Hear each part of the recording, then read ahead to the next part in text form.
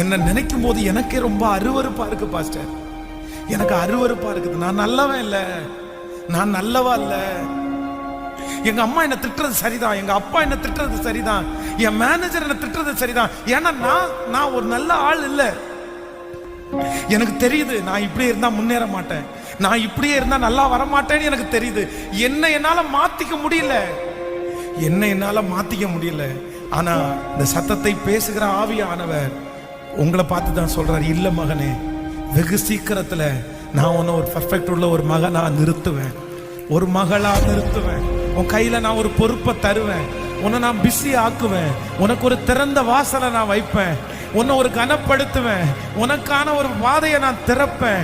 ஹல்லேலூயா. நீ அப்படி வந்து நிற்கும் போது நீயும் ஓட ஆரம்பிப்பாய், நீயும் செயல்பட ஆரம்பிப்பாய். கர்த்தர் உன்னை சீர்படுத்துவேன் என்று கர்த்தர் வாக்கு கொடுக்கிறார்.